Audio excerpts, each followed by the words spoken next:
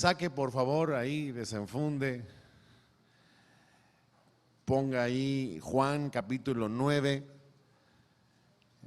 Este capítulo 9 del Evangelio de Juan se refiere prácticamente al asunto de la sanidad de un hombre que era ciego, de principio a fin, y todas las implicaciones que esto va teniendo para la vida del ciego, de su familia, de los que lo conocían, también para los fariseos, los religiosos judíos, y por supuesto, pues apuntando en todo hacia la gloria de Cristo, quien estaba ya por ser sacrificado por nosotros.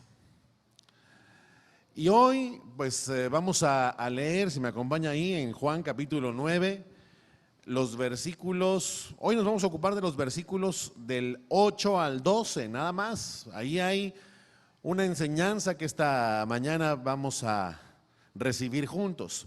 Pero vamos a leerlo, pues si le parece, desde el versículo 6 para tener el contexto. Dice, bueno, vamos leyéndolo desde el 1, ¿le parece? Por si alguien no nos siguió la semana pasada, lo pueda hoy recibir. Por cierto, saludamos a los que nos están viendo y escuchando ahora en muchas latitudes. A partir de esta semana estamos en vivo por YouTube, para que lo sepa, ya Justin TV murió por la patria y ahora estamos en YouTube en vivo. Busque Senda de Gracia y ahí le va a aparecer en primer lugar la reunión en vivo, ¿sí? Todos los que nos están viendo lejos, gracias por estar siguiéndonos ahora. Vamos a leer entonces todo Juan, capítulo 9, versículos del 1 al 12. Muchas gracias. Dice, al pasar Jesús vio a un hombre ciego de nacimiento y le preguntaron sus discípulos diciendo, Rabí, ¿quién pecó, este o sus padres, para que haya nacido ciego? Respondió Jesús, no es que pecó este ni sus padres, sino para que las obras de Dios se manifiesten en él. Me es necesario hacer las obras del que me envió, entre tanto que el día dura. La noche viene cuando nadie puede trabajar. Entre tanto que estoy en el mundo, luz soy del mundo. Dicho esto, escupió en tierra e hizo lodo con la saliva y untó con el lodo los ojos del ciego y le dijo, ve a lavarte en el estanque de Siloé, que traducido es enviado. Fue entonces y se lavó y regresó viendo. Entonces los vecinos y los que antes le habían visto que era ciego decían, ¿no es este el que se sentaba y mendigaba? Unos decían, él es, y otros, a él se parece. Él decía, yo soy. Y le dijeron, ¿cómo te fueron abiertos los ojos? Respondió él y dijo, aquel hombre que se llama Jesús hizo lodo, me untó los ojos y me dijo, ve al Siloé y lávate. Y fui y me lavé y recibí la vista. Entonces le dijeron, ¿dónde está él? Él dijo, no sé. Vamos a orar.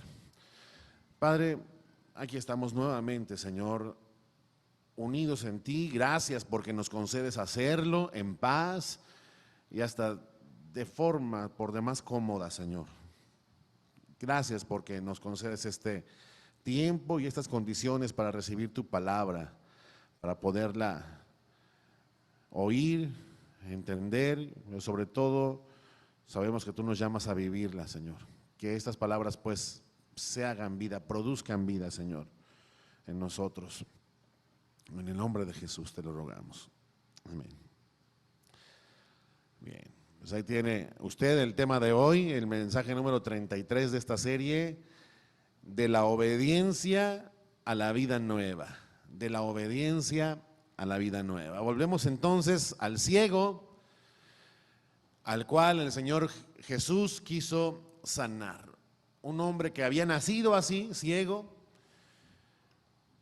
Él no podía ver a Jesús, pero Jesús sí lo podía ver a él, y vaya que lo hizo, y le tuvo compasión, misericordia.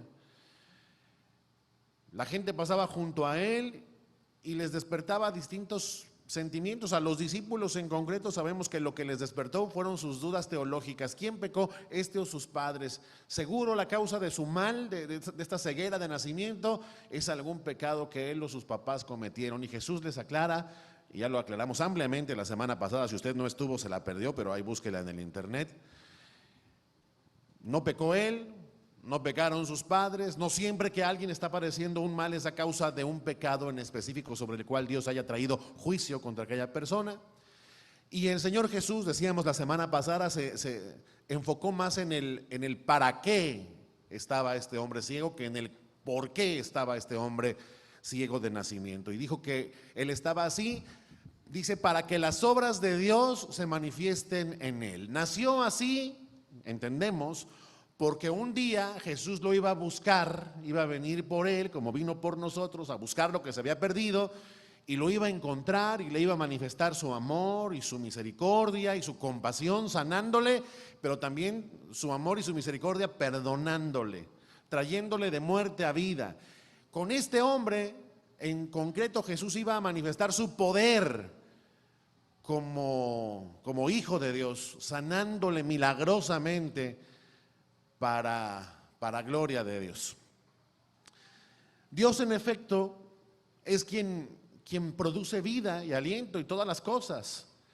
Cuando alguien nace como este hombre ciego, o nace sordo, o nace mudo, o nace con alguna limitación, tenemos todos que recordar que indiscutiblemente no es que al Señor se le salió de control o que se le pasó por ahí el control de calidad y entonces pues salió alguien así, con esas limitaciones en concreto. En Éxodo 4:11 recordamos, el Señor Jesús Dios había dicho, Dios Jehová había hablado con Moisés, lo había enviado a sacar al pueblo de Israel del yugo de Egipto, lo ha enviado a hablar a Faraón para que deje al pueblo salir.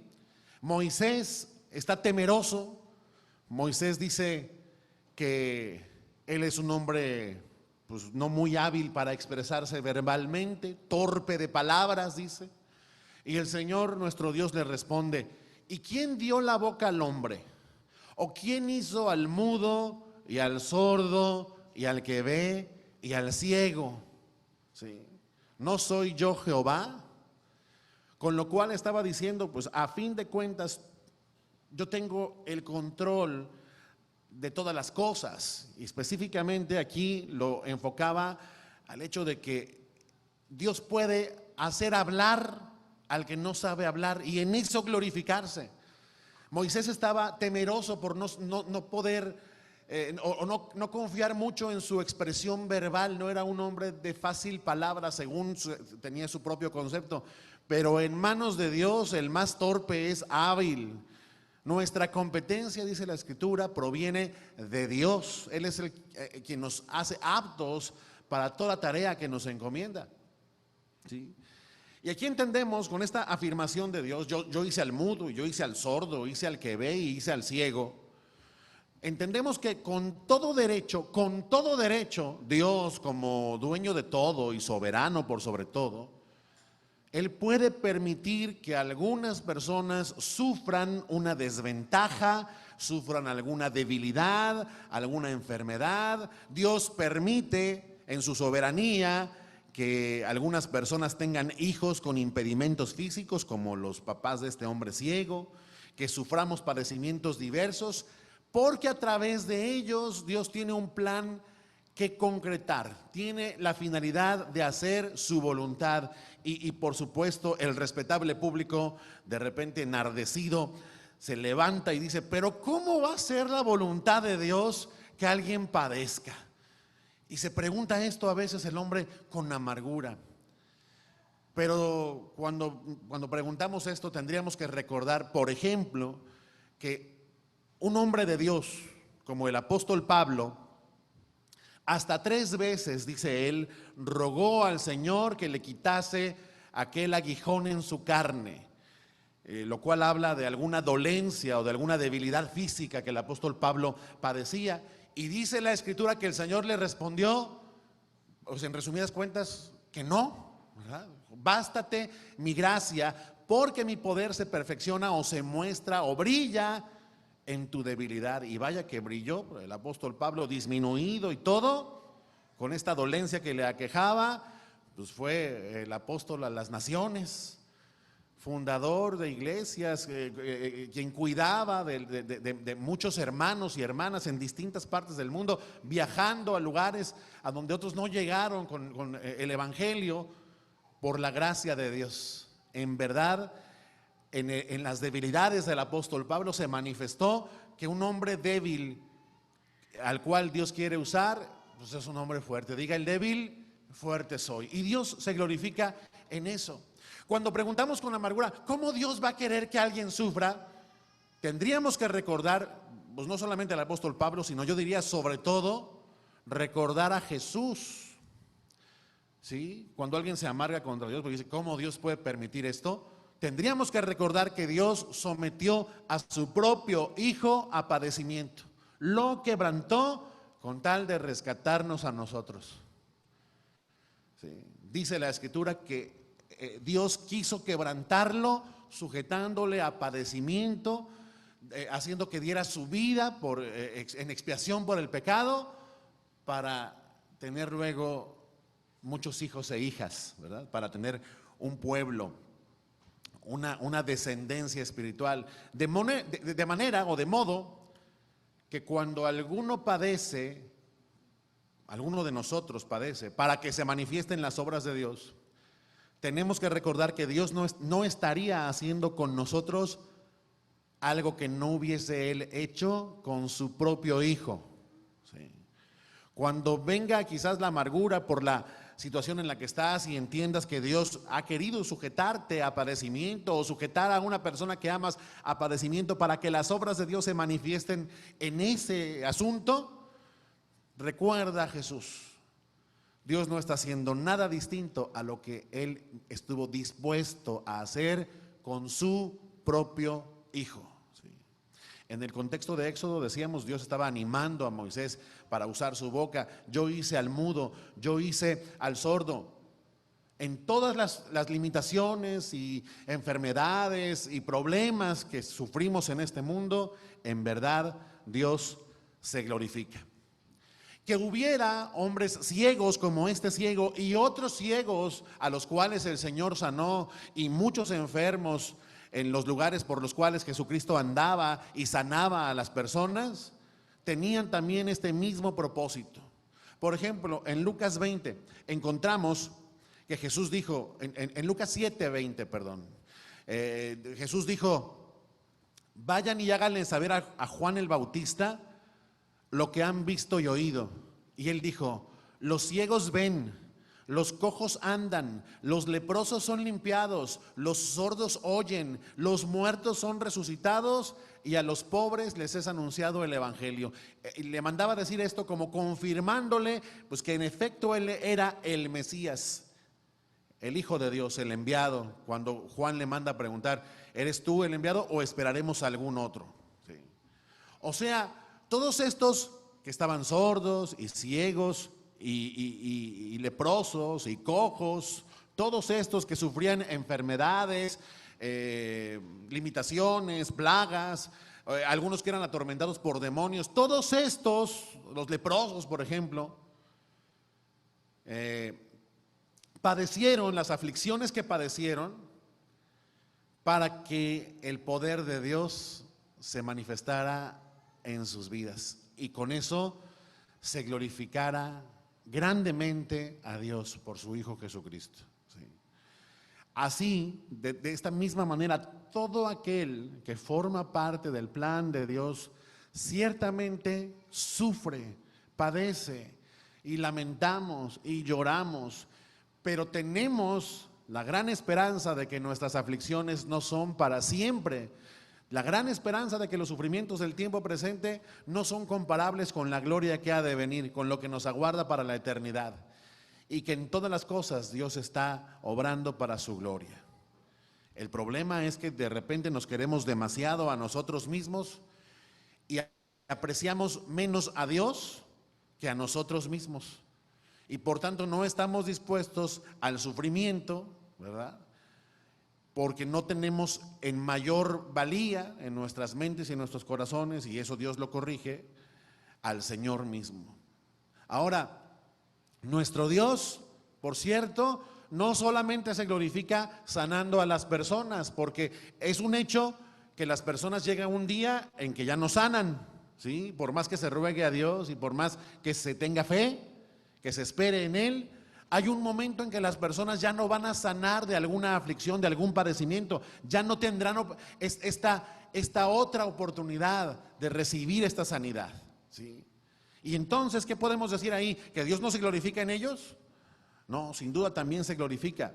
Se glorifica sanando, pero también se glorifica fortaleciendo a las personas por medio de la fe, fortaleciéndolas para que sean capaces de sufrir sus dolores, sus padecimientos con paciencia, con esperanza y a veces con una fortaleza que es francamente inexplicable. Y todo para mostrar lo que puede hacer Dios en una persona a causa de la fe. Sí. Les he contado aquí de un hombre que conocemos, un hombre cuya toda su familia se convirtió luego de que tuvieron el gran dolor, la gran aflicción de tener en su familia al hijo menor de un grupo de hermanos bastante numeroso, enfermo de muerte, una enfermedad terrible, un cáncer que le aquejó en su edad más temprana. Y al ver todos lo que Dios produjo en aquel muchacho, toda su familia se convirtió. Sin duda, Dios usa todo. Las enfermedades no son la excepción, las limitaciones físicas no son la excepción. Y no solo se glorifica sanándolas, también se glorifica llevando a las personas incluso a su destino final en Él, lo cual también es para gloria de Dios. Que alguien pueda terminar la carrera y recibir del Señor aquellas palabras: ven, buen siervo y fiel, en lo poco has sido fiel, sobre mucho te pondré, entra en el gozo de tu Señor. También en eso se glorifica nuestro Dios. Y además sabemos que un día Dios sanará del todo todas nuestras enfermedades. ¿Cuántos saben eso? Un día ya no vamos a estar enfermos de nada. Un día ya no nos vamos a tener que preocupar por tratamientos, medicamentos, diagnósticos, en la incertidumbre de recibir el resultado de unos estudios ahí con doña Delia Barraza, ¿verdad? Allá no hay Delia Barraza con el Señor. Allá dice que Dios enjugará toda lágrima de nuestros ojos y ya no habrá ceguera, ni sordera, ni nada de esas cosas, ni más muerte, ni más llanto, ni clamor, ni dolor, porque estas cosas, las primeras cosas, habrán pasado. Ya cuando se manifieste lo perfecto, cuando estemos en gloria, sí. Todos nuestros enfermos entonces, mis amados, los que creen en Cristo, todos nuestros enfermos sanarán, sí. Todos los enfermos sanarán, sí o sí. No porque los pasamos acá a la plataforma asumiendo que porque nosotros queremos y lo declaramos van a sanar aquí. Muchos van a sanar en esta tierra, gloria a Dios. Otros van a ser fortalecidos para sufrir sus males por un tiempo, gloria a Dios. Y otros van a morir por sus males para finalmente encontrarse con Dios cara a cara, gloria a Dios. No hay manera en que Dios no sea glorificado en las aflicciones. De entre todos los que creemos, todos, sin excepción, un día seremos sanados. Todo esto de este tiempo pasará. El hecho de que tengamos ese destino como algo seguro, mis hermanos, es también un milagro. No solo la sanidad es un milagro. También el hecho de que un hombre crea en Jesucristo y por ello reciba, por la gracia de Dios, salvación, vida eterna, es un milagro. De hecho, puede decirse que es el más grande de los milagros que Dios hace. Porque las sanidades, por ejemplo, tienen un efecto pasajero. Duran algún tiempo mientras vivimos en este mundo, pero la salvación es un bien para la eternidad, es un bien duradero. Cuando alguien sana de un padecimiento físico, sin duda, un día volverá su cuerpo a padecer y finalmente de una falla de su organismo, que ha recibido ya el milagro, morirá. mas el que cree en el Hijo tiene vida eterna. Eso es incomparable. Se dice fácil tener vida eterna, pero esto era algo imposible para nosotros. Pero Dios, cuando se manifestó su amor y su bondad para con nosotros, nos salvó, no por obras de justicia que nosotros hubiéramos hecho, sino por su misericordia.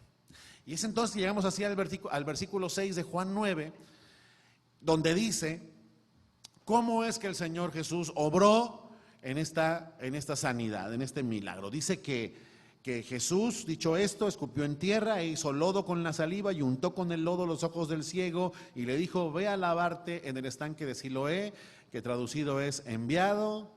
Y vean a esto que viene a continuación le podemos llamar, como le llamó el apóstol Pablo en su carta a los Romanos, la obediencia a la fe.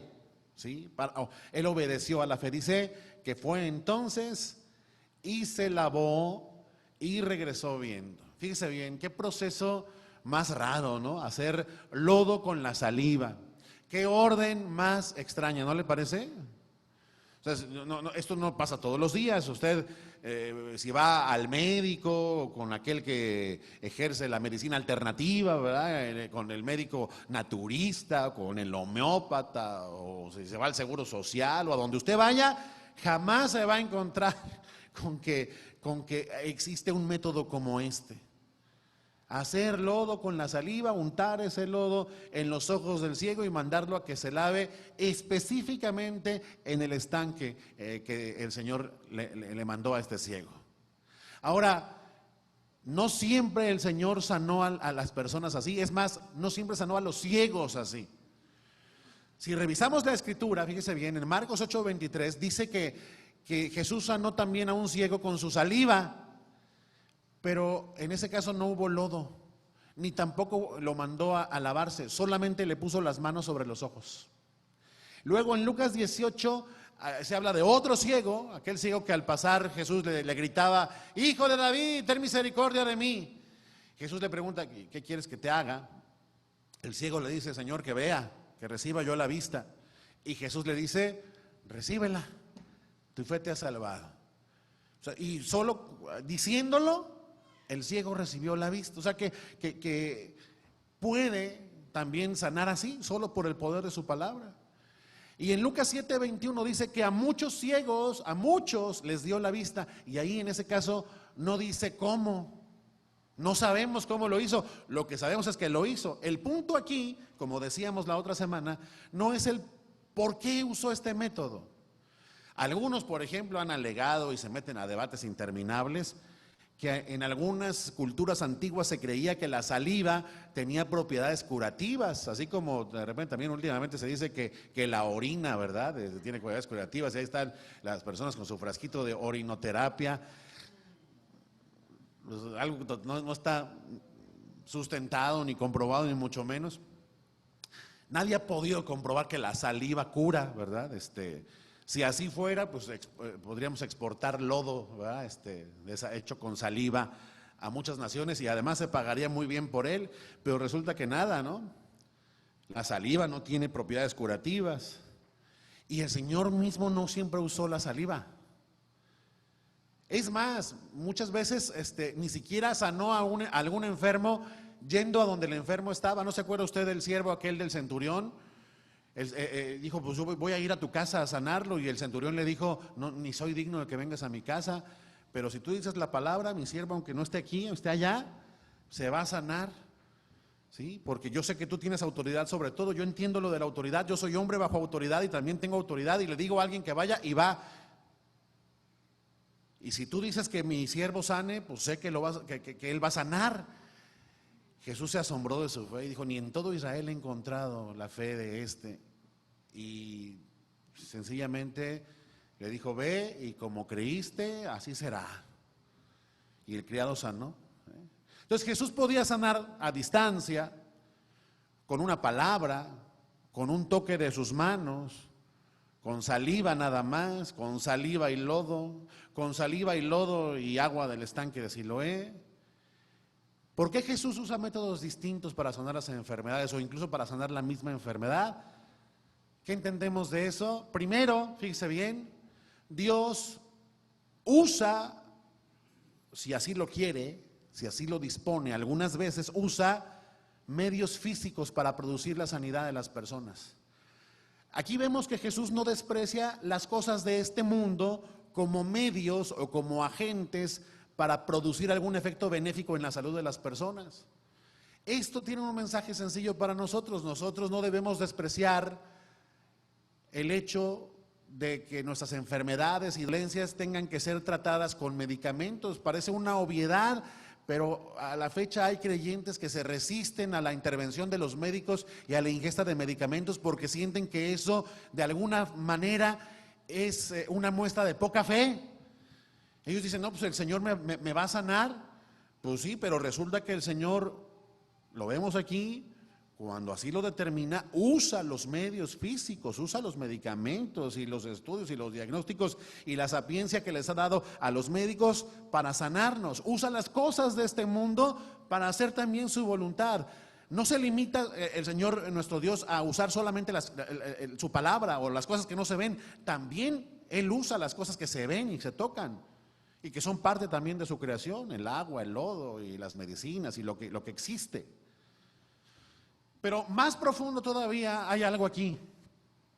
Todas estas maravillas que Jesús hacía, estas sanidades, por ejemplo, el dar vista a los ciegos, eran señales de su divinidad, eran señales de su autoridad, señales que ocurrían no nada más para resolver las necesidades físicas de las personas.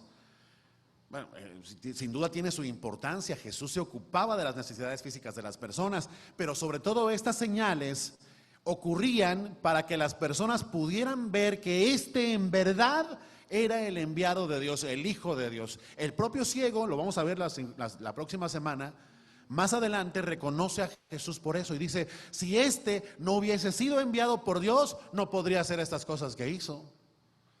¿Sí?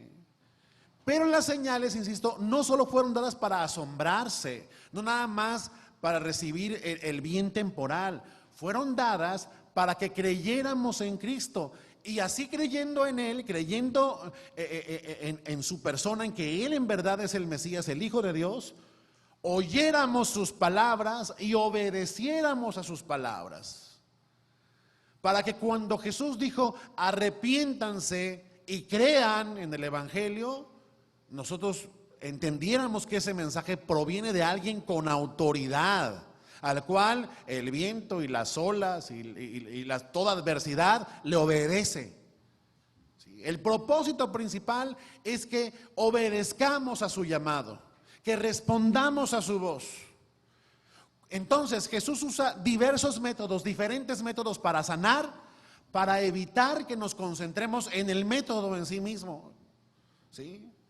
Y entonces, más que ver los puros milagros de Dios, podemos ver al Dios de los milagros. Podemos verlo a Él más que al milagro en sí mismo. Podemos enfocarnos en el bien duradero, que es Cristo, y no en el bien temporal, pues, que es el milagro. Podemos enfocarnos en lo que la Escritura declara que es la dádiva de Dios. La dádiva de Dios dice que es vida eterna en Cristo Jesús. Las demás cosas son añadidas, son temporales. El propio Evangelio de Juan, de hecho, el Evangelio de Juan fue escrito con este propósito, para que creyéramos que Jesús es el Cristo y creyendo en Él recibiéramos vida eterna. De eso se trata. ¿Sí? El Señor Jesús puso énfasis en la salvación. La salvación nunca dijo es para aquel que ha recibido un milagro, no, sino que dijo, el que oye mi palabra y cree en ella y cree en el que me envió, tiene vida eterna. El que cree en mi palabra.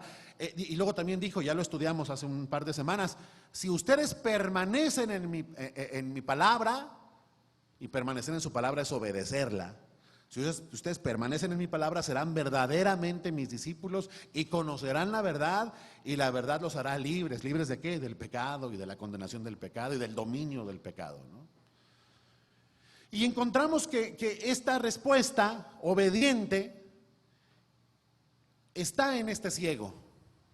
Este ciego recibe la instrucción de Jesús y se dispone, se apresta sencillamente a obedecer. Jesús debe ser obedecido.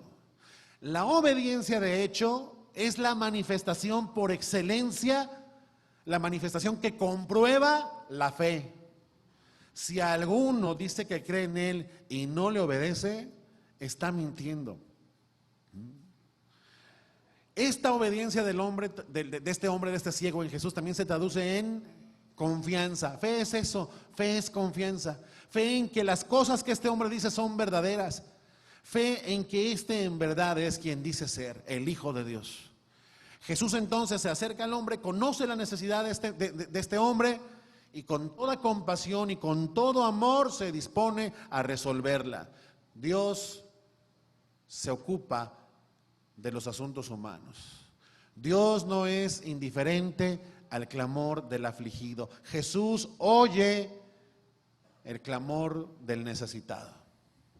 Mientras otros pasaban de largo frente a ese mendigo y mientras otros murmuraban porque este mendigo estaría así ciego, Jesús se compadece y hace esto del lodo, lo envía a lavarse al estanque y vemos al ciego obedeciendo, dócil, atento, sin interponer objeciones, sin decir, oye Señor, pero pues ahora sí te mandaste que estos tratamientos yo no los conocía, ¿funcionarán de veras?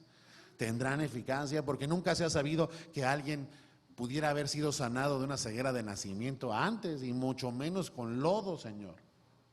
No, este hombre responde. Y uno pensaría, bueno, pues el enfermo, pues a todas va, ¿verdad? Responde, pues viera que no. Viera usted que no. Si usted supiera, a lo mejor usted es uno de ellos, la gente que se niega a recibir los tratamientos que los médicos le indican, nada más por hablar de los médicos. ¿Sí? Hubo un hombre en la Biblia, un hombre llamado Naamán, sirio. Tenía una criada que era judía y ella le dijo, ¿por qué no vas a ver al profeta allá a Samaria, a Eliseo? Él te puede sanar de la lepra. Estaba leproso este hombre, un hombre rico, funcionario del gobierno. Y entonces el profeta Eliseo manda a Naamán, eso está en Segunda de Reyes, lo manda y le dice, ve y lávate 7 veces en el Jordán y tu carne se restaurará y serás limpio. ¿Y qué? ¿Vamos a creer que Naamán se fue enojado? Dice, no, pues yo pensé que él iba a salir y que estando así en pie delante de mí, iba a invocar el nombre de su Dios y que entonces iba a alzar la mano y iba a tocarme, iba a tocar el lugar donde me ha afectado la lepra y entonces la lepra se me iba a quitar. Cuadrados que somos en nuestra concepción de cómo Dios obra, ¿verdad? Y todavía enojado dice, ¿a poco en mi país, en Damasco, allá en la ciudad de Damasco, en mi país, en Siria, no hay mejores ríos que este apestoso río Jordán? Que es, por cierto, se sabe que es un río de aguas escasas y sucias hasta ahora. Dice, pues mejor me lavo allá en Damasco, ¿no? Pero sus criados, dice que se le acercaron y le dijeron, a ver, si el profeta te mandase alguna cosa difícil y te dice que con eso te va a quitar la lepra, ¿no la harías? Hombre, si te pidió algo bien fácil, nada más te está diciendo, lávate y serás limpio. Como a este ciego, ¿verdad? Ve y enjuágate allá en el estanque en Siloé.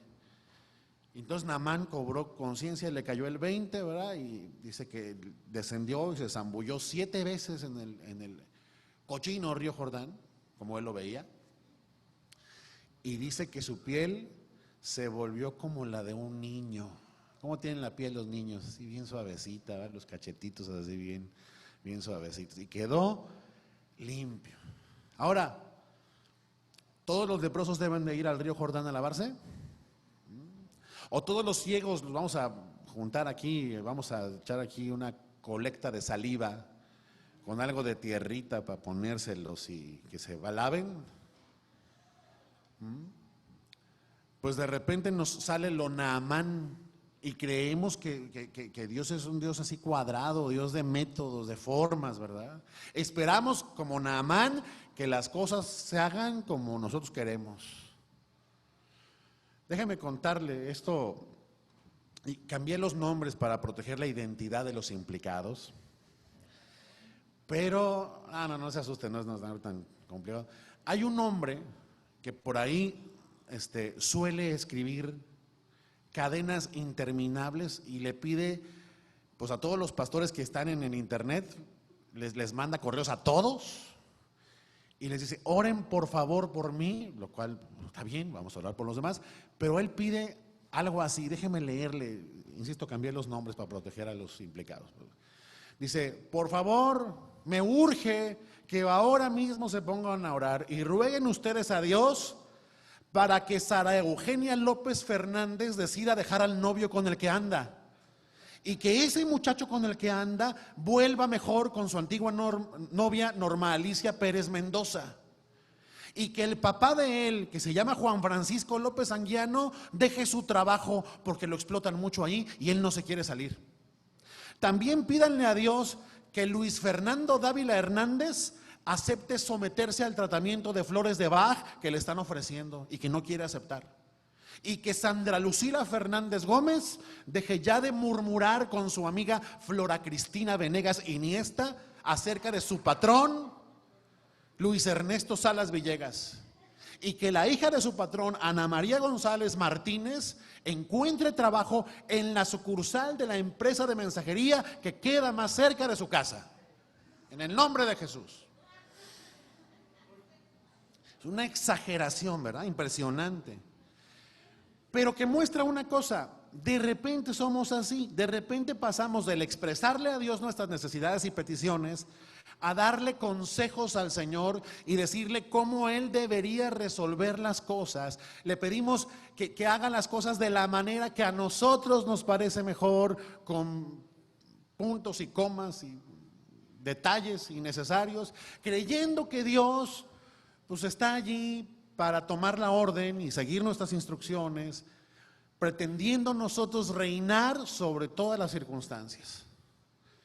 Pero la verdad es que Dios usa métodos insospechados para hacer su voluntad. No está para hacer la nuestra, sino la suya, y a través de las formas que Él determina usar, como cuando, por ejemplo, le ordenó a su pueblo tomar aquella ciudad, Jericó, y para ello dio instrucciones, ¿se acuerda? Den vueltas a la ciudad por 6 días, y en el 7º día den 7 vueltas, y cuando terminen la última vuelta, los sacerdotes van a tocar las trompetas, y todo el pueblo entonces gritará a gran voz, y los muros de la ciudad caerán. Y así sucedió, así lo hicieron y así pasó. Yo pregunto, ¿así se tiran los muros?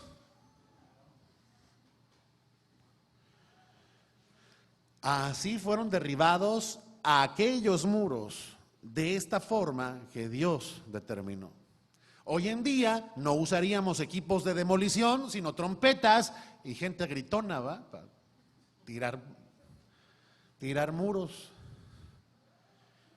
Y pues ni el muro de Berlín cuando cayó, ¿va? Que estaba lleno de gente de los dos lados, pudo caer de una manera como esta. Que se sepa que que los muros de una ciudad cayeran así, solo ocurrió una vez. ¿Y qué debemos ver en eso? El poder de Dios, la soberanía de Dios, ver y admirar al Dios que hace lo imposible. Eso es lo que debemos hacer, y no, terminando de caer los muros, ponernos a escribir un libro, cómo derribar muros sin maquinaria en 7 sencillas lecciones.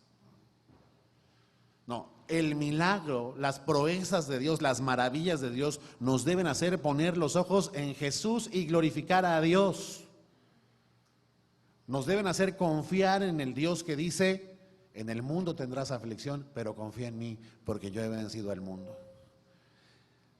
Debemos ver estas cosas y aprender a confiar en aquel que si te dice, espera, pues quiere que esperes. En aquel que si te dice, ve y haz esto, espera que lo hagas. En el Dios que te dice, dirígete a este lugar, y tú lo haces.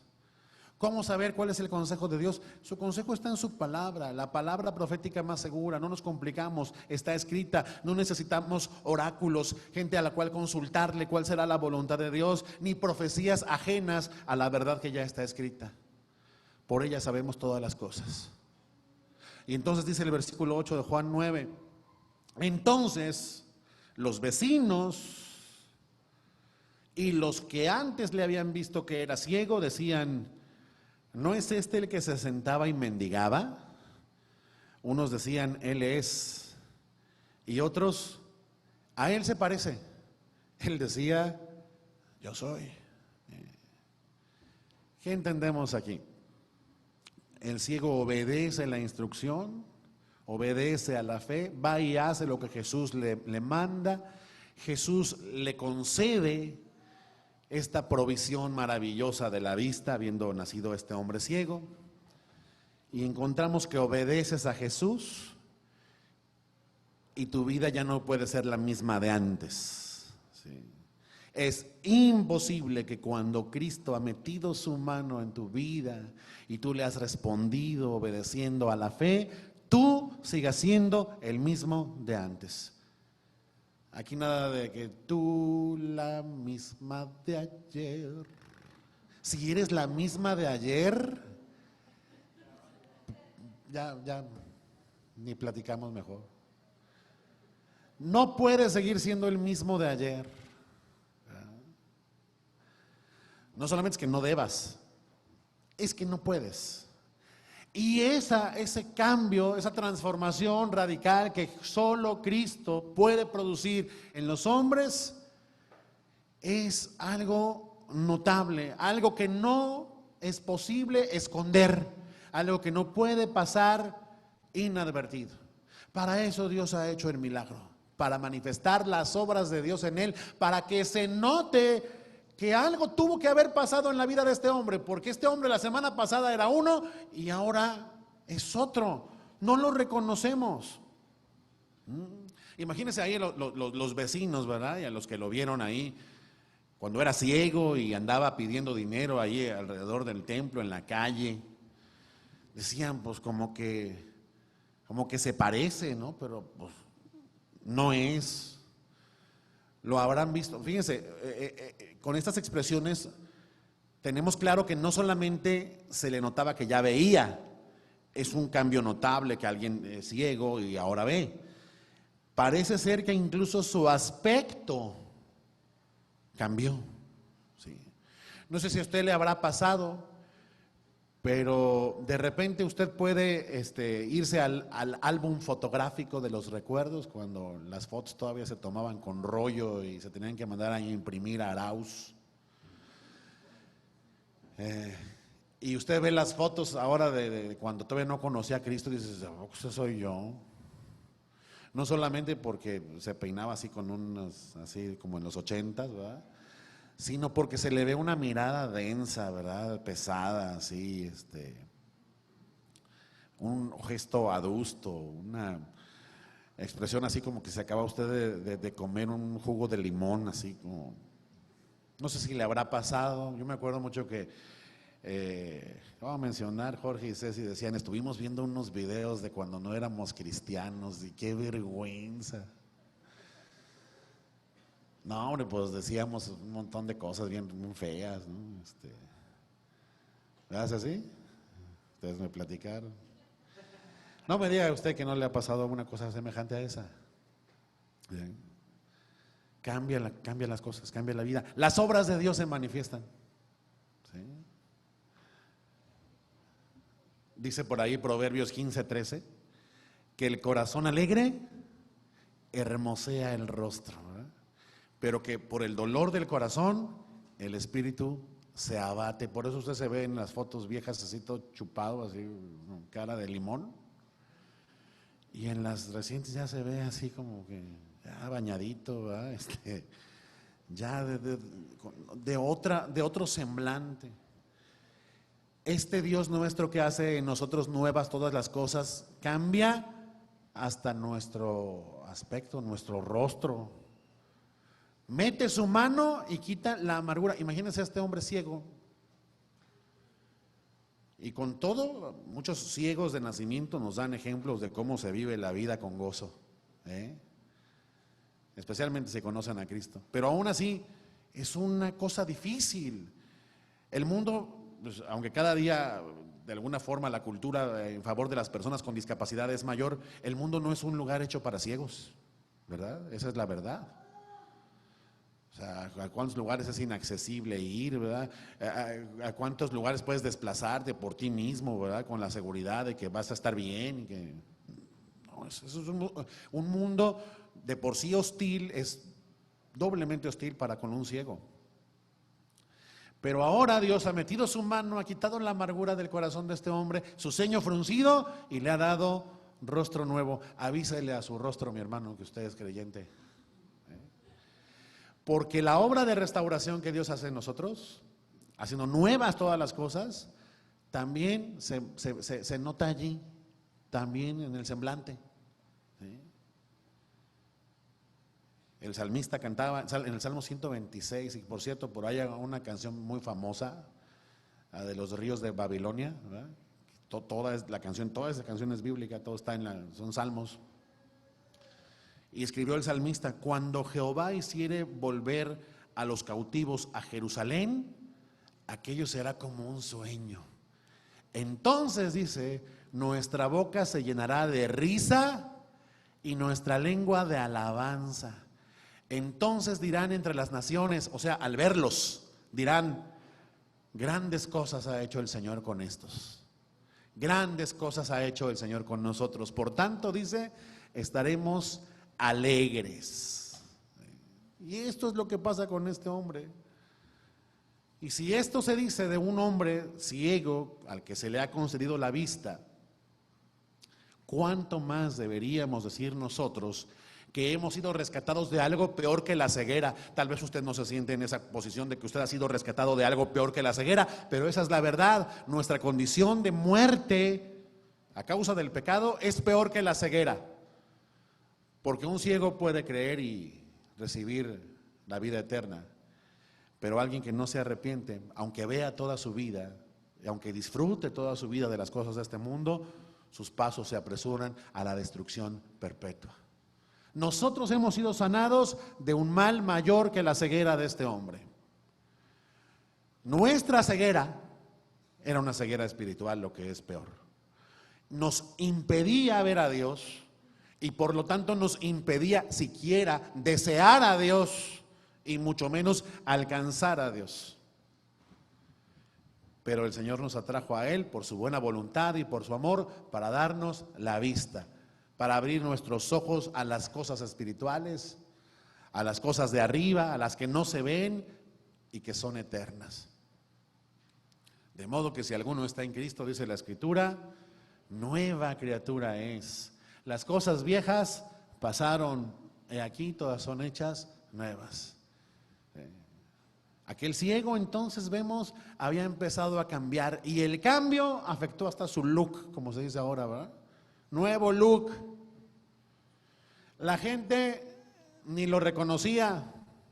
No creían que que ahora está, sí, se ve entero, era aquel mismo pordiosero que tantas veces anduvo por allí dando lástima.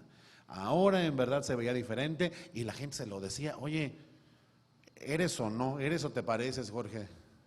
No, sí es Jorge, sí es Jorge. Como cuando alguien te ve a ti, hermana, y te dice: oye, ¿cómo has cambiado? Ya no usas aquella ropa chiquitita que usabas antes. Espero. Amén, digan todos amén. Oye, ahora te vistes con modestia, ¿verdad? Por cierto, dijo alguien por ahí, no es vestir con modestia, no es vestirse como tu abuelita, ¿no? Es vestirse, pues como todos ustedes comprenderán, con recato, ¿verdad? Con decencia, con decoro, dice la Escritura, ¿verdad? Oye, ya no te pareces oye, ¿qué hiciste con todas tus minifaldas? ¿Que las quieres tú o qué? No. Dice la otra, ¿no? Oye, ¿qué algo tienes? Antes siempre andabas enojado, Roberto, siempre andabas de mal humor. Y no le tenías paciencia a nadie. Siempre andabas en el tráfico y gritándoles a todos, pitándole a todo el mundo, impaciente, desesperado. Y tú, hermano, dice, hermana, pues ya, antes decías más groserías que la porra de los Pumas, ¿verdad? Ahora ya no. Y cuando alguien te dice, y a lo mejor te han dicho, oye, tú eres diferente. Tú como que tienes algo diferente a los demás. Tú eres medio raro. ¿Verdad? Porque te ven que no te prestas a las mismas corruptelas que los demás en la empresa, ni a los mismos vicios que los demás en el cotorreo cotidiano. Y cuando tus amigos de la infancia te encuentran, te dicen, ya no eres el mismo de ayer. Y fíjate, no solamente porque ya no tomas cerveza, ni fumas cigarros, sino porque eres diferente, te ves diferente, tienes nuevas convicciones, produces frutos distintos, ya no las obras de la carne, sino los frutos del Espíritu. Antes no querías a nadie que no fueras tú mismo, y ahora amas a la gente, te preocupas por los demás, ves a alguien en necesidad y lo ayudas. Vienen las aflicciones, porque aunque el Señor nos quitó alguna, vendrá otra, ¿verdad, Rogelio? Así es esto. Pero vienen las aflicciones, Roberto, y ahora te vemos que te gozas, que no pierdes la confianza en Dios, que no te desesperas, ni te entristeces en demasía, ¿verdad? Esperas en el Señor. Y vienen situaciones que a todo mundo lo llenan de espanto y de temor, y tú estás en paz.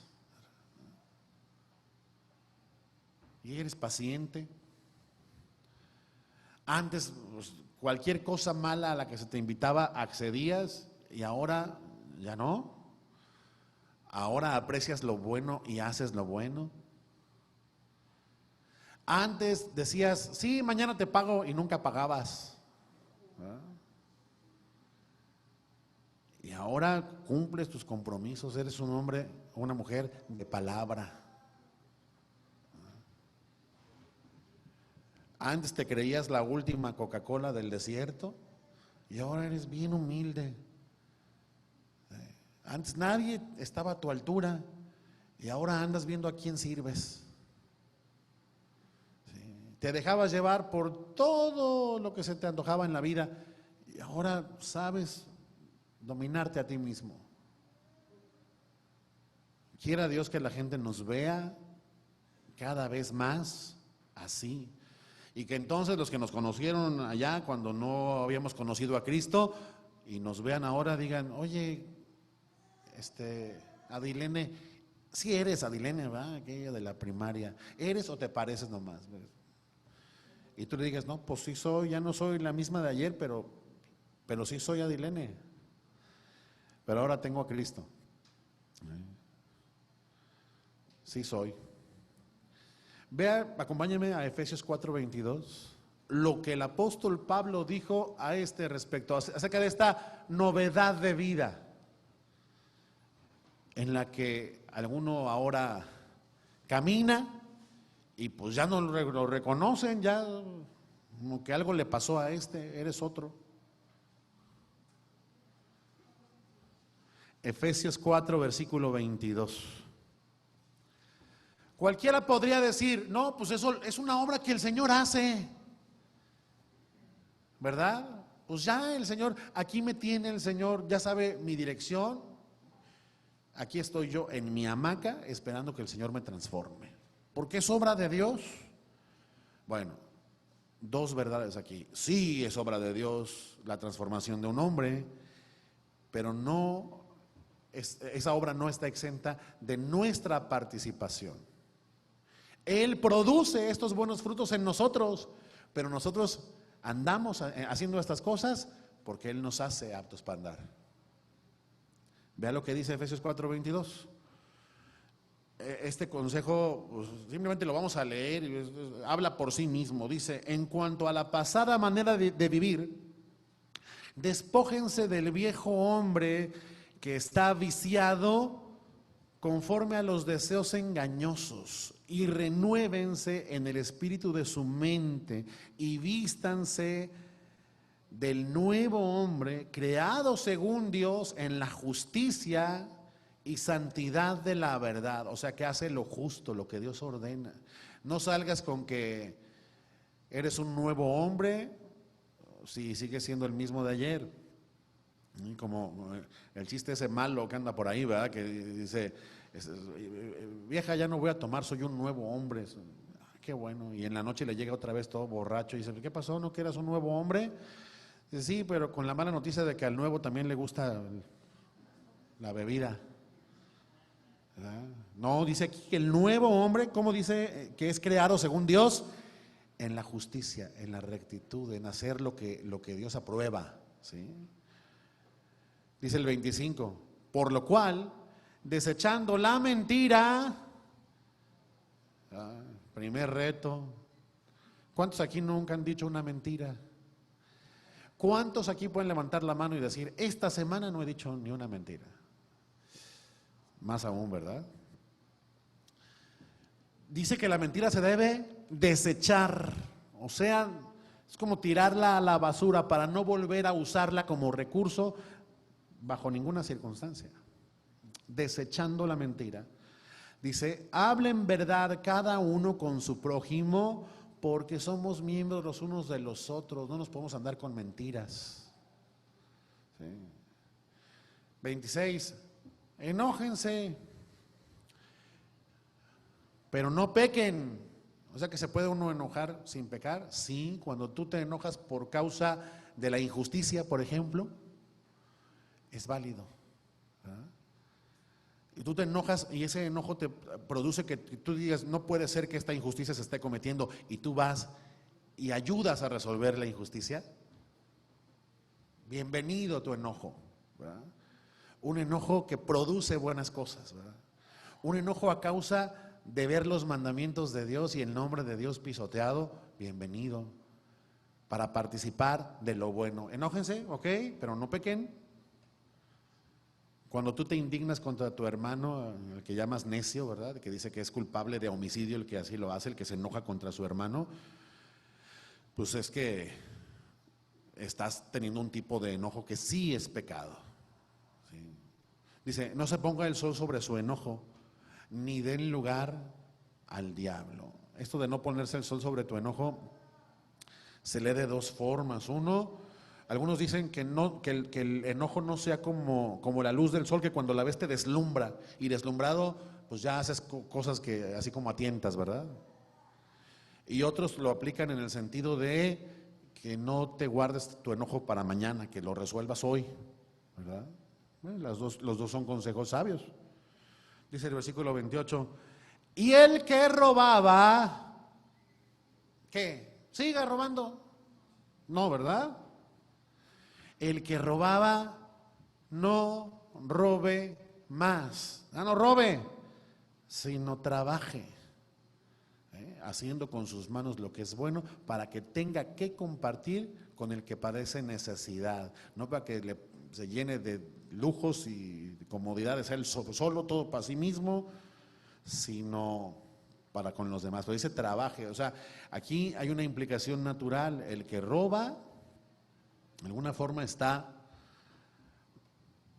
sacándole la vuelta a otras formas por las cuales lícitamente podría ganar ese dinero que está tomando indebidamente. Está dejando de trabajar. 29, para que de verdad seamos diferentes. Ninguna palabra corrompida salga de tu boca. Ay, hermano, es que era la última que me quedaba por ahí en el repertorio. No, ninguna palabra corrompida salga de la boca de ustedes, sino la que sea buena para la necesaria edificación, a fin de dar gracia a los oyentes. Que tu hablar sea un hablar con gracia, no un hablar grosero. Si todavía tienes por ahí tus cassettes de Polo Polo, pues ya más vale que… porque pues sí, ¿a poco? No me diga que usted que alguno que vivió en el mundo no le gustaban esas cosas. Pues sí. ¿Verdad? Pero ahora la cosa aquí es que estamos llamados a ser diferentes y que esto sea notorio, que las obras de Dios se muestren en nosotros. Versículo 30, y no contristen al Espíritu Santo de Dios, o sea, haciendo todas estas cosas malas, con el cual fueron ustedes sellados para el día de la redención. Quítense de ustedes toda amargura, enojo, ira, gritería y maledicencia. ¿No andes maldiciendo por ahí? Bendecid y no maldigáis, también dice. Y quítese de ustedes también toda malicia, toda cosa que haces con propósitos torcidos. Antes sean benignos unos con otros, misericordiosos, perdonándose unos a otros, como también los perdonó Dios a ustedes en Cristo. Todo esto va contra el viejo hombre, todo esto va contra la manera natural de vivir, todo esto va contra la forma en que nos conducíamos en este mundo sin conocer a Cristo. Nadie puede seguir siendo el mismo después que Jesús ha obrado. La conducta nuestra es una consecuencia de haber creído, de haber obedecido a la fe, sí, pero también es un deber, es una obligación nuestra. ¿Sí? ¿Y cómo es posible que ahora en lugar de hacer lo malo hacemos lo bueno? Porque esa es parte de la obra que Dios hace en el nuevo nacimiento. El otro día oí un ejemplo que es muy ilustrativo, muy valioso, a modo de una parábola, la parábola del buitre y la paloma. Dice que allí hay un trozo de carroña, ¿verdad?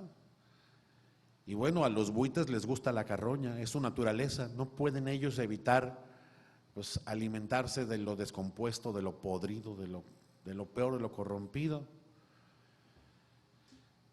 Y las palomas no pueden tomar de ese alimento corrompido, ¿sí? Lo detestan, les resulta repugnante, ¿sí? El asunto es que todos nosotros en lo natural nacimos buitres, con gusto por lo corrompido, por lo torcido, por lo malvado, ¿sí? Y decía quien contaba esto, lo que tiene que ocurrir es que el buitre sea, permítame la palabra, sea palomizado, ¿verdad? Sea tornado en una criatura distinta. De modo que su naturaleza que cambia, ya no le conduzca a querer comerse lo podrido, sino solamente lo bueno. Y así es el corazón del hombre. ¿Sí? Necesitamos ser palomizados, ¿verdad? Porque la carroña, pues abunda. Lo descompuesto está servido a la mesa. Pero que ya no deseemos eso, es una obra milagrosa de Dios. De modo que, pues ahora eres otro. Claramente, el buitre y la paloma no se parecen, ¿cierto? O sea, usted jamás confundiría a un buitre con una paloma. Es igual. Se entiende que deberían ser imposibles de confundir. Un hombre no arrepentido, un hombre natural, un hombre incrédulo y uno creyente. La pregunta es, ¿sí se nota? ¿Se estará notando? Y más aún, y si no se nota, ¿qué está pasando? Y cada quien podrá responderse a sí mismo. Terminamos en el versículo 10 y 11. Dice ahí, Juan 9, 10 y 11, volvemos acá, que la gente, los vecinos, dice ahí, los que lo habían conocido que era ciego y que no lo reconocían, pero ya él les aclaró que sí es. Estos le dijeron, ¿cómo te fueron abiertos los ojos? Respondió él y dijo, aquel hombre que se llama Jesús hizo lodo, me untó los ojos y me dijo, ve al Siloé y lávate, y fui y me lavé y recibí la vista. Fíjese bien, ¿qué le pasa a este hombre ahora que Dios, nuestro Padre, ha tenido misericordia de él y Jesús ha venido y le ha dado la vista? Para empezar, la vista, pero no solo le dio la vista, más adelante veremos que le había dado vida verdadera espiritual. Lo primero que se le presenta aquí a este hombre es no solamente una oportunidad, sino una necesidad de testificar acerca de Cristo. O sea, las obras de Dios que han sido manifiestas en él producen necesariamente inquietudes en las personas alrededor. ¿Qué pasó? ¿Cómo es que esto te ocurrió? ¿Cómo es que no eres el mismo de ayer? Ahora ya no eres ciego, ahora ves. ¿Qué sucedió? Gran pregunta. Y la respuesta es todavía mejor. La respuesta es Cristo. Qué oportunidad para que alguien, incluso que recién acaba de recibir el don de la vida, el favor de Dios, como este hombre que ha recuperado la vista, pueda darle gloria a Dios y predicar a Cristo, aun cuando tenga recursos muy escasos todavía, si nos enfocáramos en cuál es su avance en el entendimiento teológico de la verdad. Este hombre, pues, decíamos, obedeció a la fe. Dios le dio la fe, pero él creyó y puso su fe por obra. Dice, el Señor me dijo, haz esto, y yo fui y lo hice y recibí su favor. Mucho ojo con esto. Hemos dicho que el favor de Dios no se gana por las obras, ¿cierto? No hay forma de ganarlo, es un regalo, Dios lo da. Sin embargo, sí estamos llamados a dar una respuesta, nadie lo dude. Debemos obedecer a la fe. Aquí, las obras de este hombre, el decir, bueno, lo que el Señor me dijo que hiciera, eso fui, lo hice, y entonces Él me dio este don de la vista. Tenemos que entender que no fueron obras para merecer el favor de Dios. No fueron para eso. Pero sí fueron necesarias las obras, sí fue necesaria la acción para recibir el don, ¿sí? No para merecerlo, pero sí para recibirlo. ¿Lo entiende? La acción de este hombre se pone de pie, va y se lava como Jesús le mandó. ¿Qué podríamos pensar? No, este hombre debió haberse quedado sentado y confiar en que Dios lo iba a sanar así por medio de Jesús. No, tenía que responder a este llamado. Como todos nosotros también somos gente que debe responder al llamado. Arrepiéntete y cree. Y tú obedeces a ese llamado, no para merecer el don, pero sí para recibirlo. ¿Lo entiendes? Sí, Dios te rescata. Es una obra divina, pero tú tienes que arrepentirte y creer. Dios te llama, pero tú tienes que responder. Dios te atrae poderosamente, sí, pero tú debes venir también.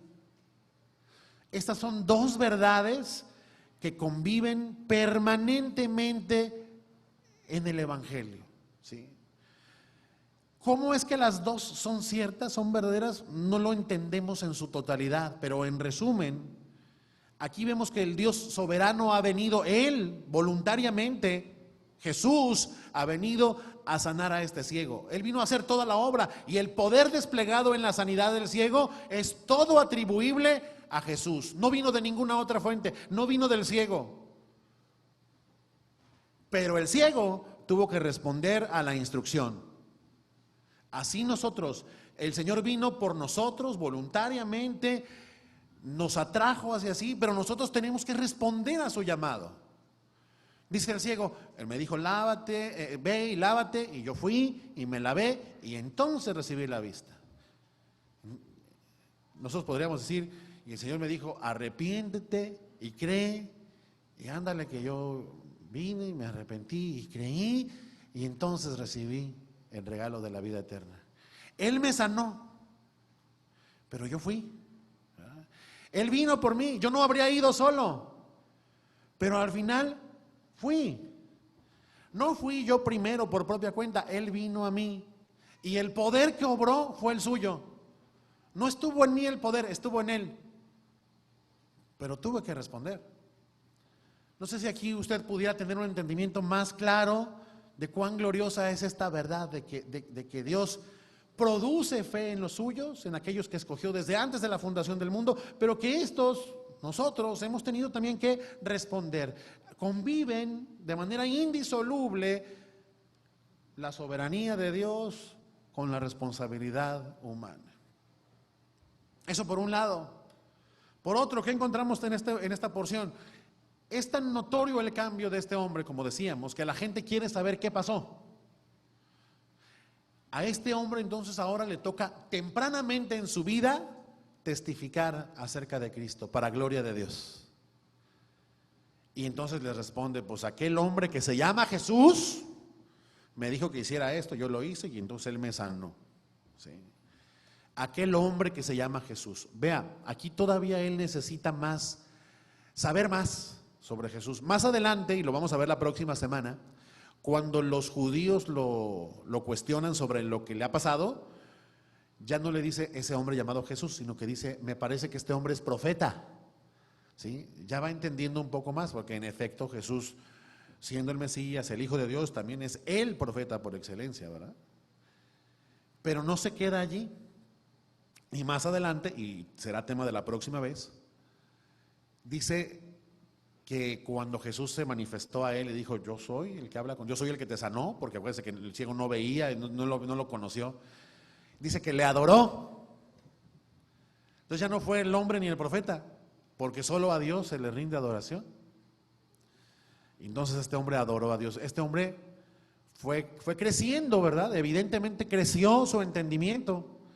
Y curiosamente Dios lo que usa en este hombre para que su entendimiento sea forjado es la presión de los demás, la presión de los fariseos que lo cuestionan ahí. La semana próxima vamos a ver todo este asedio de los fariseos contra él, contra sus papás, ¿verdad? ¿Qué le hicieron a este? Lo sanaron en sábado, etcétera. Y en todo eso, este hombre de una fe tierna, apenas naciente, tuvo que ir dando testimonio. Sabía poco, pero ya estaba siendo puesto en el terreno en el cual todos los creyentes somos puestos en la vida, siendo manifiestas las obras de Dios en nosotros, siendo notables, de modo que la gente ya no sabe si eres el mismo de antes o te pareces. Te van a preguntar, ¿y de dónde sale un cambio tan radical como ese? Y entonces tú, ¿qué les vas a decir? No, es que le he echado ganas, en verdad me he esforzado, me ha costado mi trabajo, pero gloria a mí. No, tú sabes que ese cambio solamente lo ha producido Jesucristo en ti. Y entonces predicas. A lo mejor sin conocer mucho acerca de las Escrituras, a lo mejor solamente has oído, como este ciego, el llamado de Dios, la voz del Señor, que apenas recibiste un poco de esto, y el Evangelio, que es poderoso para producir vida, te trajo el Señor a vida a través de él. Y ese es parte del propósito de todos nosotros en esta vida, ser portavoces de Cristo, no importa qué tan temprano sea en nuestra vida espiritual. ¿Sí? Por eso dice la Escritura que nosotros somos linaje escogido, real sacerdocio, nación santa, pueblo adquirido por Dios. ¿Para qué? Para anunciar las virtudes de aquel que, como al ciego, ¿verdad?, nos llamó de las tinieblas a su luz admirable. ¿Sí? Nosotros que en otro tiempo éramos ciegos, ¿verdad?, que no éramos pueblo de Dios, pero que ahora somos pueblo de Dios, que en otro tiempo no habíamos recibido su misericordia, pero que ahora hemos recibido su misericordia. Versículo 12, y ahí terminamos. Entonces le dijeron, ¿dónde está él? ¿Dónde está Jesús? ¿Verdad? Dices que Jesús te sanó, ¿dónde está? Y él dijo, I don't know, yo no sé. Y ahí encontramos una lección final ya para cerrar esto. puedes ser tú un creyente nuevo, Alejandro. Puede que tengas poco tiempo y poco conocimiento de la Biblia, que aún no has madurado, que tu fe apenas es la semillita a la que le salió un renuevo. Ahí está viva y va a echar más fruto, pero apenas empieza. Pero cuando Dios obra, no puedes seguir siendo el mismo, y ante tu nueva vida, notable a los ojos de los demás, tú a lo mejor a ciertas preguntas acerca de la fe vas a tener que responder sinceramente con un ¿qué? I don't know. No sé. Y esto es algo que a veces a algunos creyentes los desalienta un poco. Ay, cómo me gustaría saber más. Y pues ya vamos a abrir el colegio de teología en línea para que cada quien lo estudie en su hogar ahora, pues para que estudien más y les sepan más y demás. Pero fíjense bien, este hombre nada más dijo lo que sabía, ¿cierto? Pues él se llama Jesús, me dijo que hiciera esto, lo hice y miren lo que, pues qué tremendo, me dio un gran favor. De aquí se va a desprender luego un diálogo bien intenso en el cual, como les decía, este hombre va a tener que seguir hablando de Jesús, lo poco que sabe y cosas que Dios también le va haciendo entender en el proceso, en el camino. Más adelante, por ejemplo, este hombre les dice a los judíos, pues si este hombre es de Dios o no es de Dios, como dicen ustedes, no lo sé, pero una cosa sé, que yo era ciego y ahora veo. Tú podrías decir, no, una cosa sé, que yo estaba muerto y ahora vivo. ¿Ah? Y si no fuera obra de Dios, pues no podría yo estar siendo diferente como ahora me ven. Y de repente hasta enfrentó a los fariseos y les dijo, me sorprende mucho que siendo este hombre tan poderoso, que las obras de Dios se manifiestan en él, y ustedes siendo los líderes religiosos de esta nación, no sepan nada sobre él. Aquí lo sorprendente es que ustedes, los sabios, no saben nada. Y ellos hasta se enojaron y le dijeron, ¿tú nos vas a venir a enseñar a nosotros? Y claro, les estaba enseñando a ellos. ¿Sí? Y le siguen preguntando y todavía se avienta este ciego a decirles, ¿y por qué me preguntan tanto por él? ¿Qué quieren ustedes también ser sus discípulos o qué? Y lo hace con valentía, porque para entonces ya había sido dada la orden de que todo aquel que se manifestara abiertamente en pro de Jesús sería expulsado del templo. Y lo expulsaron.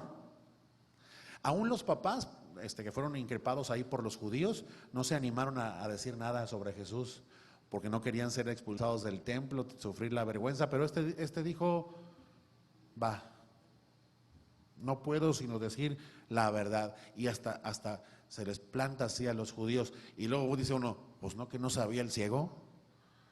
Aquí lo vemos diciendo, no sé. Más adelante, el Señor mismo se va a encargar de que este hombre sepa.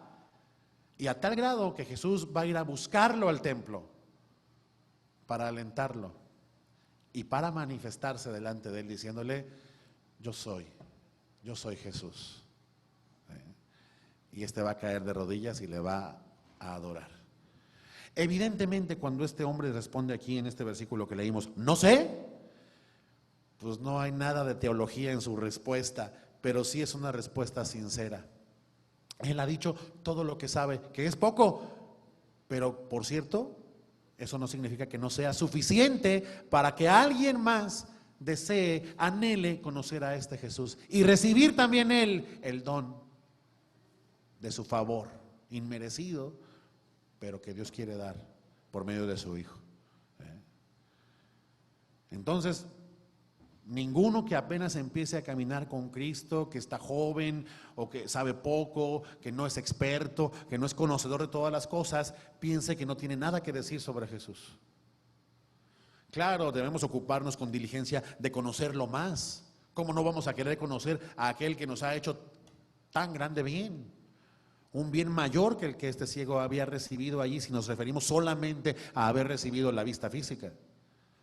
Hay que conocerlo más, pero no esperes a conocerlo más, a cursar los 4 años del Colegio Reformado de Teología, para entonces sí, pues decirle a alguien, pues yo creo en Jesús y por eso tú ves que las obras de Dios se manifiestan en mí.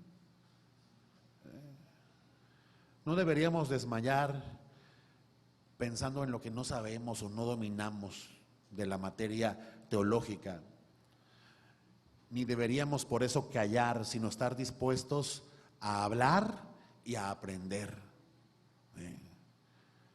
Si tú has creído, tu vida ya no es la misma. Esto se va notando poco a poco. A causa de la obediencia a la fe, pasas a una vida nueva. Esto es notorio delante de las personas. Los que te conocían no saben si eres o te pareces. Y tú allí ya tienes suficientes cosas que declarar acerca de las maravillas de Dios en tu propia vida, en ese cambio que los demás están notando en ti. Al principio lo único que sabes, como este ciego, pues es que el Señor te habló y te llamó y te rescató de la miseria en la que estabas. Eso es todo lo que sabes. Y alguien te pregunta, oye, pero este Jesús está en el cielo o en la tierra o en todas partes. Y tú dices, ay, no sé. Si eres un creyente nuevo, claro. Pero sabes que este Jesús es el Hijo de Dios, que murió en una cruz por ti, para que tú no tuvieras sencillamente que sufrir la eternidad bajo la ira de Dios, porque ya la ira de Dios fue sobre el crucificado, su Hijo. Y sabes que Él te rescató de la muerte. Ya sabes lo suficiente para dar un primer testimonio acerca de Él. Y ese testimonio, Dios usarlo para traer a otros a sus pies. Ya conoces su nombre, como este dice, era un hombre llamado Jesús. No sé dónde está, pero sé que se llama Jesús. Si ya conoces su nombre, ya conoces al nombre que es sobre todo nombre. Ahora, no te conformes, digas, pues con eso basta. No, conoce al Señor. Pero en un sentido tú ya lo conoces. Dice la Escritura que esta es parte de la obra que Dios hace, es el parte del nuevo pacto, parte de su promesa. Cuando dice que ninguno enseñará a su prójimo ni ninguno a su hermano diciendo, oye, conoce al Señor, porque todos me conocerán, dice. O sea, todos los que creen, todos me conocerán, desde el menor hasta el mayor de ellos. Cierra tus ojos y meditemos unos minutos en todo esto. Gracias, Señor. Aquí es donde vemos, Señor, la maravilla de tu favor.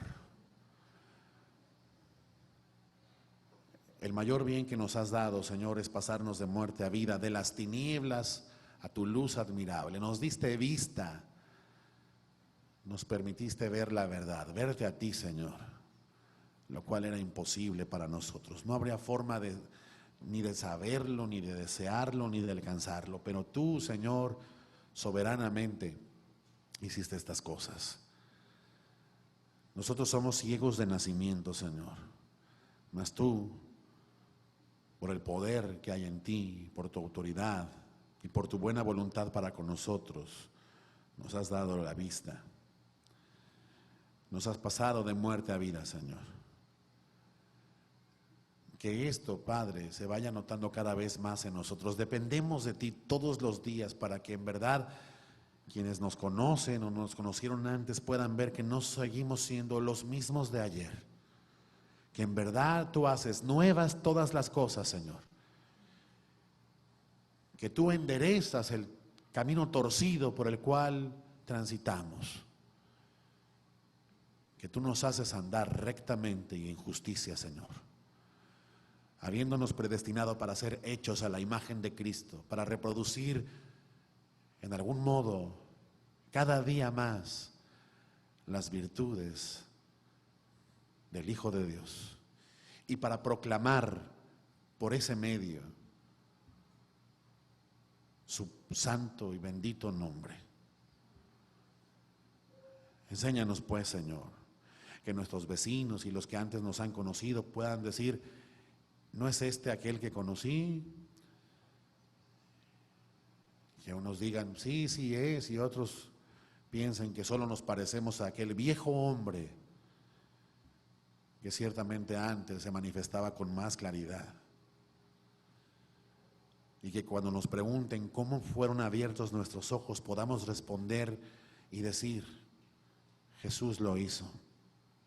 Él me llamó y me dijo que creyera y que me arrepintiera, y yo, por su gracia, creí y me arrepentí, y Él hizo nuevas en mí todas las cosas. Y que sea, Señor, lo que sabemos sobre ti, si sabemos poco o sabemos mucho,